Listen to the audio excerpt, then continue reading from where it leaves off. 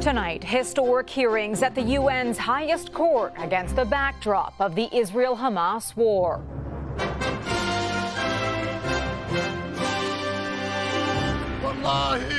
Desperation grows in Gaza amid a planned ground assault in Rafah. They don't know where the next cup of water is coming from. As the World Court looks at Israel's occupation of Palestinian claimed lands. This particular case is in many ways an existential case. Big promises for schools reeling from strikes. To invest massively in education. The new pledge for smoother days ahead in Quebec's classrooms. Our education system in Quebec has been neglected for so long. Plus, lacing up and living her dream. You want to put that jersey on one day? Suiting up for Team Canada and passing the puck to the next generation. This full circle moment for her.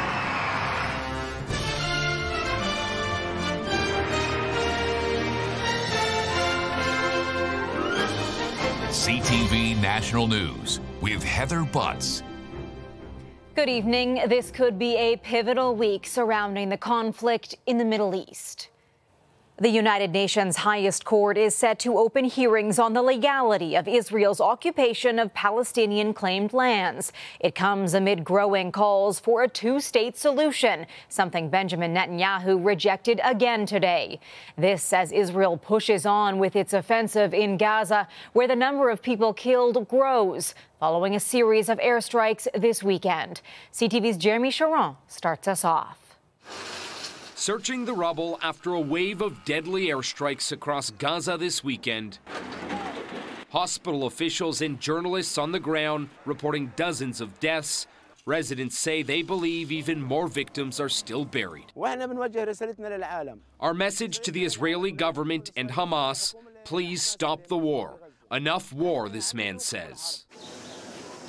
Outside this morgue in central Gaza, some gathered today to mourn those killed.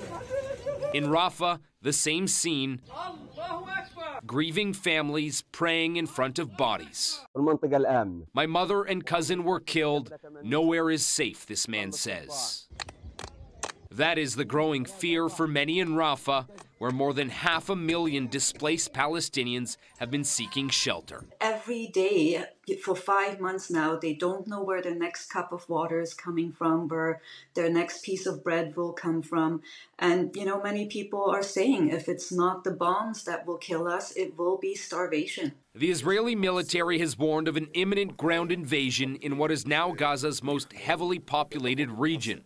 But the Israeli government hasn't publicly discussed a timeline. I think the only solution is going to occur when Mr. Netanyahu is no longer the leader of Israel. Meanwhile, attempts from the international community to discourage the invasion of Rafah have failed. They are going to go through building by building, irrespective of if the building is a hospital or not. This is really almost the culmination of this war is coming in the next few days or weeks ahead.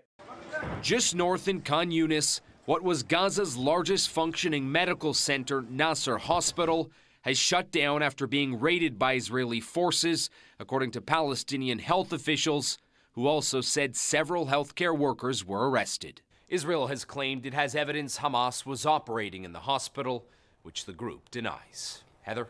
All right, Jeremy, thank you. Now to the court proceedings that will play out against the backdrop of the war and a question that has lingered through decades of conflict. It will focus on the legality of Israel's 57-year occupation of lands sought for a Palestinian state. CTV's Kamal Karamali reports.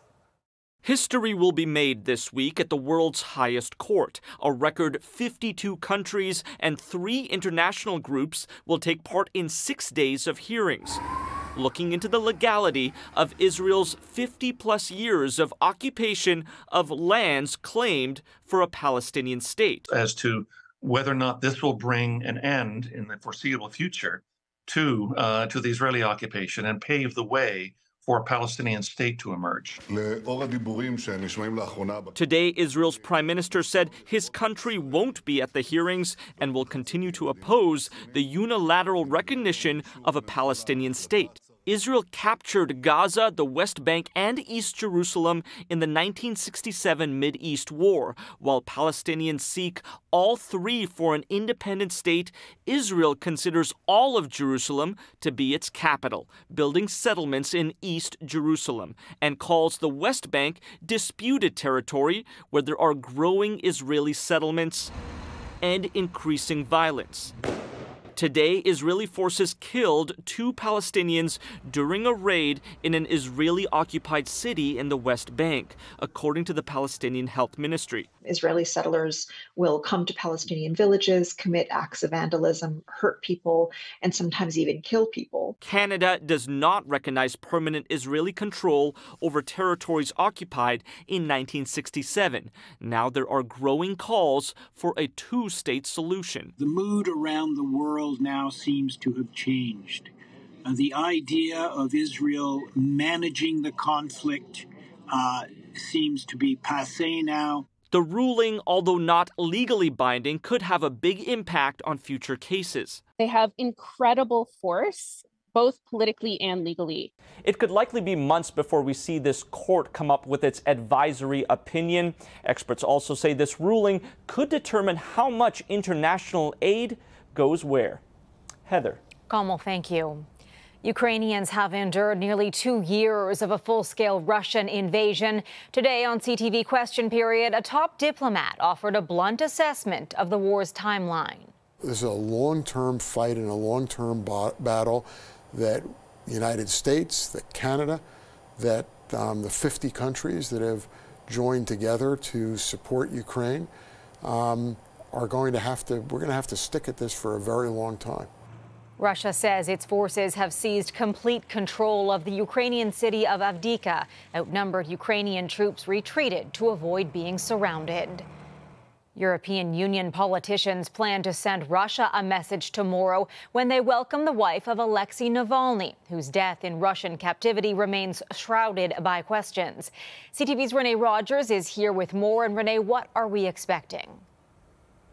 Heather, Yulia Navalny will be in Brussels, where the EU's Foreign Affairs Council will discuss Russian aggression, among other topics, tomorrow.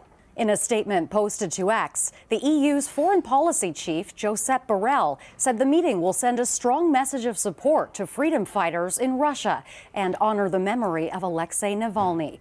The news comes on the same day Navalny's widow, in her first post to social media since news of her husband's passing, shared a photo of the couple along with the words, "I love you." Russian authorities announced Friday that the 47-year-old who had been jailed in 2021 on corruption charges had become ill and died at a remote prison in the Arctic Circle. But questions continue to swirl over the true circumstances surrounding the Russian opposition leader's death. Kremlin is continuing to eliminate any sort of dissenting voice, especially now considering that Vladimir Putin is due for re-election.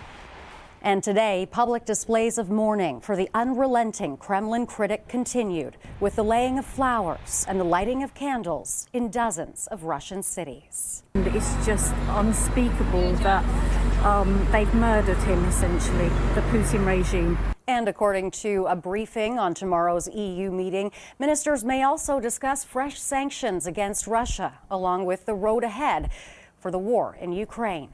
Heather. Renee, thank you. 2 police officers and 1 firefighter paramedic were killed in the line of duty on a domestic violence call in Minnesota. Authorities say an armed man barricaded himself inside a home with 7 young children. The situation escalated into an exchange of gunfire. Every day, we pray that they go home to their families. And today, that's not happening. We are all hurting. The alleged gunman who shot the first responders is also dead. Colleagues saluted the fallen first responders outside a hospital. In Toronto, troubling questions after 2 people were shot in the same area 1 day apart. One person was killed Saturday, another critically injured Friday, each shot while waiting for buses. Police say the shootings appeared to be random and found clues pointing to gang-related activity. The federal government has missed a deadline to respond to recommendations over the use of the Emergencies Act. 1 year ago, Justice Paul Rideau declared the government was justified in shutting down the so-called Freedom Convoy, but made 56 recommendations for the future, including how police should respond to large protests. The government expects to provide an update on its response soon. The use of the Emergencies Act is one issue that's had the Trudeau government under scrutiny at a time when it's also slumping in popularity. CTV's Rahim Ladani on questions surrounding the Liberals' political lifeline. A new name tied to the controversial carbon tax. The federal Liberals recently rebranding the climate action incentive payment the Canada Carbon Rebate. It's designed so that Canadians understand that A, they're getting more money in their pockets for the most part, and B, they're part of this fight against greenhouse gases and global warming. But analysts aren't so sure renaming the payment will sway the critics. The government has ruled out any future pauses or exemptions to the tax itself. The key to whether this will be successful is not so much whether they can rebrand it from being called a payment, but whether they can rebrand it from Poilievre and the Conservatives saying it's a tax.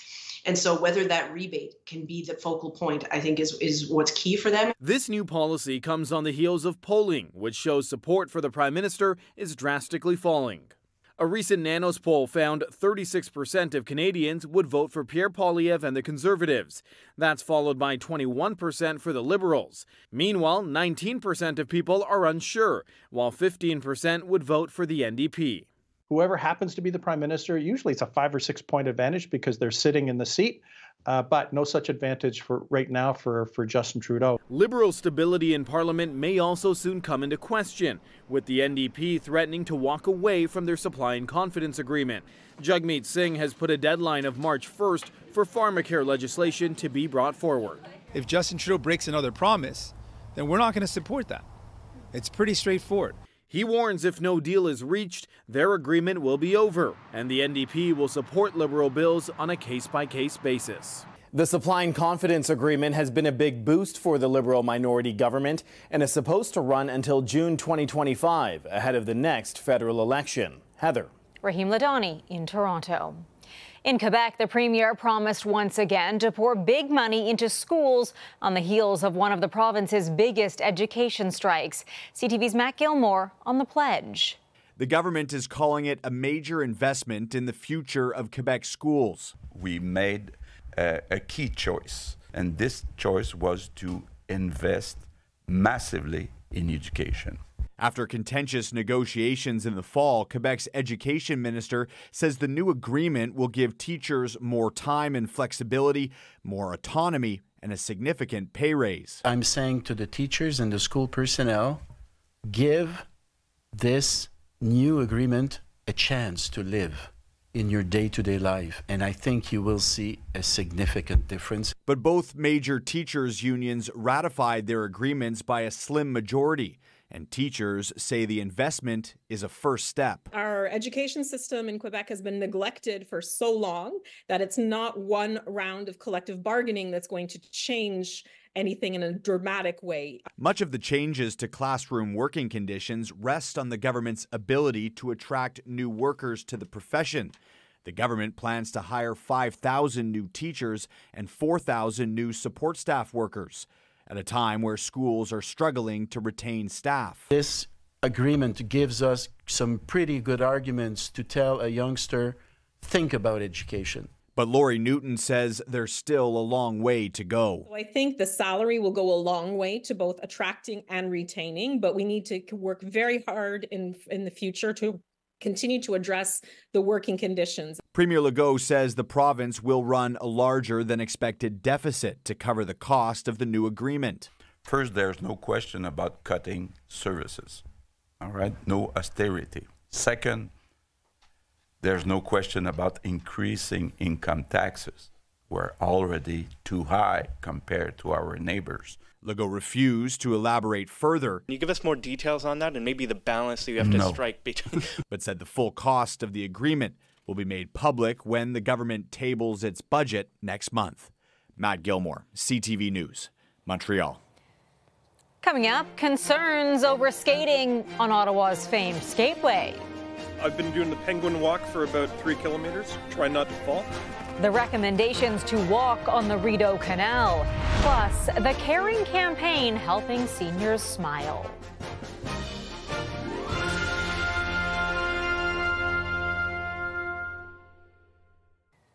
In a challenging year for Ottawa's famed Rideau Canal Skateway, there was excitement when it finally reopened in January, only to close days later. People were allowed back on today, but even that was short-lived, with it closed again tonight for maintenance. CTV's Natalie Van Roy on the highs and lows of skating season. The green flag flying high above the famous Rideau Canal Sunday, as the world's largest skateway reopened partially for Family Day weekend. It's absolutely wonderful. It's actually been a childhood dream. Oh, I really hope we can skate. Thrilling news for John Dent and his daughter, who skated on the canal for the first time. Came here to see the capital and spend time with our daughter. This was just icing on top of the cake. I'm not a very good skater, but I wanted to try, so I held my dad's hand and only fell once, so it was a good experience. The skateway reopened between Bank and Pretoria after being closed for nearly 3 weeks. But the ice was poor after snow prevented the NCC from flooding the area. So I've been doing the penguin walk for about 3 kilometers, try not to fall, but I've only fallen once, so it's been fun. Officials recommended people walk instead of skate because of the conditions. The area busy throughout the afternoon as families and friends gathered to take in some outdoor exercise. We fell sometimes, but we got right back up. Yeah. It's really fun. It's a really big canal, and I love skating with my friends. Teaching my daughter to skate for the first time, so that's fun. After the canal remained closed throughout 2023, and with only 5 skating days so far this season, it's had a negative impact on local businesses. At this skate shop in the West End, sales for recreational skates down this season. Between the pandemic and the fact we've had not enough cold weather, 90% down in our recreational business. But for those businesses directly on the canal, it's been a major boost. It's been wonderful to reopen. It's been 3 long weeks. We've been anxiously waiting. The people are out in droves, so we're ecstatic. Natalie Van Roy, CTV News, Ottawa. Still ahead, skating for the team of her dreams. The Newfoundland hockey player now lacing up to inspire the next generation.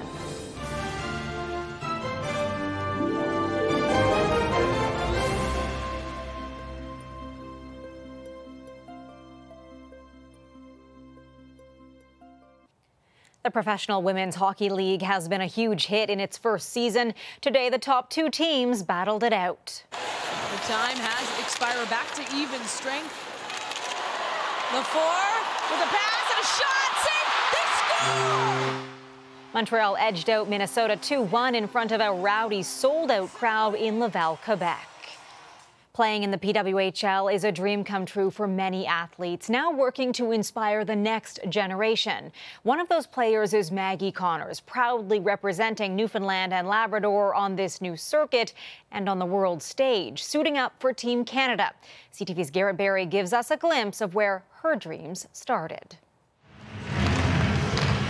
Maggie Connors' parents just couldn't keep her away from hockey. It was kind of preordained that Maggie would be a dancer. So we took her to one dance class and immediately she almost had an allergic reaction to it. Wherever her 2 brothers went, the stadium, the street, or the backyard rink, Maggie went too. Like any good Canadian dad, I had a backyard rink.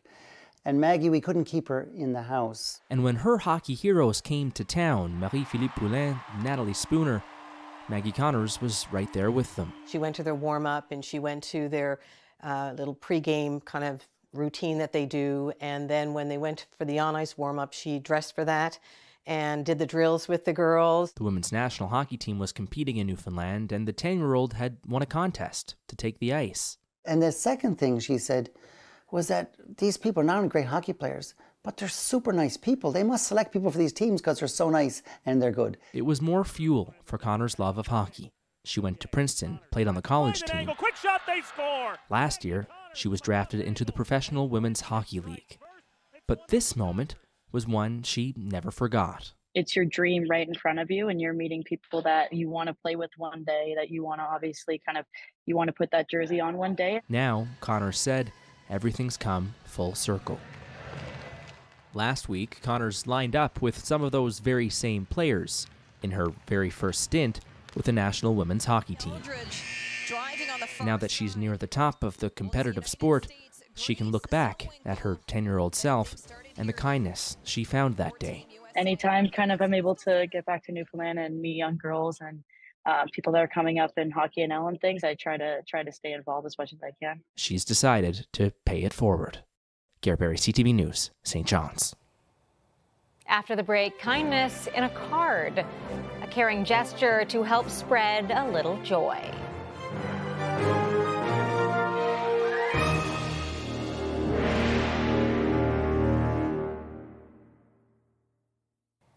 We leave you tonight with the kindness of a young BC boy helping bring joy to others. He doesn't make it an elaborate ordeal, just a simple gesture that has expanded into a very caring campaign. CTV's Adam Sawatsky explains. If you ask Atlas Parker about one of the best things to do, bouncing around, he'll tell you how it feels. Joyful. But if you ask the 11-year-old about one of the worst ways to be, some people are like a little bit alone, he'll tell you what he'd do. Presents. I want to give people some joy. Which brings us to a couple winters ago, when Atlas and his dad Neil were walking by this retirement residence. He wondered aloud, does everybody get Christmas cards? Neil answered no. Atlas felt bad.